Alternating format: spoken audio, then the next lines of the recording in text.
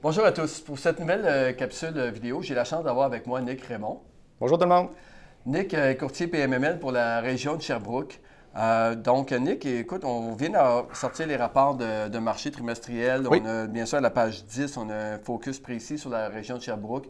La SCHL a sorti la semaine passée également les nouveaux rapports sur le marché locatif où on parle des taux d'occupation, les loyers moyens. Donc, toi qui es sur le terrain, est-ce que tu peux donner un petit aperçu de qu'est-ce qui se passe sur le terrain? C'est quoi? Premièrement, on peut parler un peu des statistiques du rapport. Oui. Premièrement, pour le nombre de transactions, ça a vraiment beaucoup augmenté là, à Sherbrooke. Présentement, dans la dernière année, dans le 12 logements et plus, excusez, il y a 36 d'augmentation. Même dans les 6 logements et plus, un 10 Donc, il y a vraiment beaucoup de demandes là, de la part des acheteurs. On remarque bien, c'est dans les plus gros immeubles, il y a 12 logements et plus, il y a beaucoup de demandes. Hein? Oui, il y a beaucoup de demandes dans les 12 logements et plus de la part de nos acheteurs dernièrement. Là. Donc, côté taux d'inoccupation, il a vraiment beaucoup descendu dans la dernière année. Il est passé de 5,3 à 2,6 2,6 Oui, 2,6 à Sherbrooke. Principalement autour des régions universitaires, le taux d'inoccupation est le plus bas à cause des universités, évidemment. La demande le nombre d'inscriptions à l'université ont été en hausse. Là. Donc, ça fait que ça a créé tout de suite un impact directement sur le marché locatif qui est avoisinant.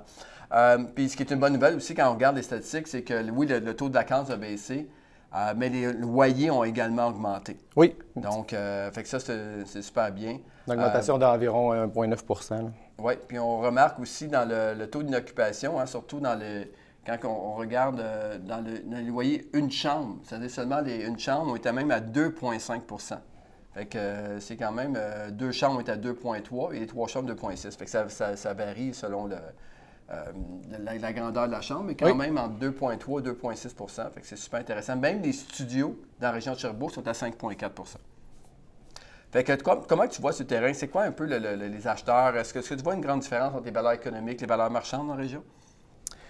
C'est sûr que les acheteurs, il y a beaucoup d'acheteurs qui veulent acheter au niveau de la valeur économique, à peu près dans les mêmes montants.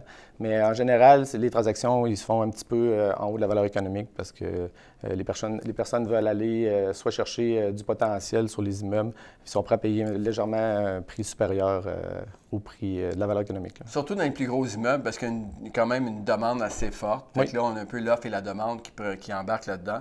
Et bien sûr, fait que ça a un impact directement. Puis, on remarque, donc, ça, on a tantôt aussi, on regardait avec Sylvain Lacasse, on parlait de la région de Trois-Rivières et la région de Sherbrooke. Contrairement à Québec et Montréal, où il y a une très, très forte différence présentement entre les valeurs économiques puis les valeurs marchandes, on s'aperçoit que dans la région de Trois-Rivières et Sherbrooke, comme quoi que ça se rapproche, l'écart est vraiment est plus petit entre les deux. Oui, tout à fait. Good. Donc, c'est ça. Puis, est-ce que il y a des secteurs qui, comme quoi, les transactions que tu as faites, est-ce que c'est plus est-ce que c'est plus dans le centre-ville de Sherbrooke que ça bouge ou c'est à l'extérieur aussi? Ça bouge beaucoup autour des universités, beaucoup de demandes. Ça bouge pas tant dans le secteur Rock Forest, mais j'ai beaucoup de demandes. Ouais. Magog aussi, beaucoup de demandes, mais peu de transactions. Donc, Fait que c'est ça, fait qu'il n'y a pas grand stock, il n'y a pas grand offre sur pas beaucoup d'offres. Donc, les immeubles se vendent très bien dans ces secteurs-là. C'est sûr que les secteurs centre-ville, ça va bien aussi. Là. Les transactions sont très bonnes. Okay. Parfait. Écoute, j'espère que ça vous a éclairé un petit peu sur la région de Sherbrooke. Je vous demanderais vraiment si ce serait important de communiquer directement avec Nick, si vous voulez aller en profondeur, avoir des statistiques, avoir des analyses comparatives de marché pour des immeubles précis, soit en tant qu'acheteur, soit en tant que vendeur. Puis bien sûr, je vous invite à partager. Si vous connaissez des gens dans la région de Sherbrooke, n'hésitez pas, les investisseurs dans la région de Sherbrooke, n'hésitez pas à les taguer dans cette vidéo-là.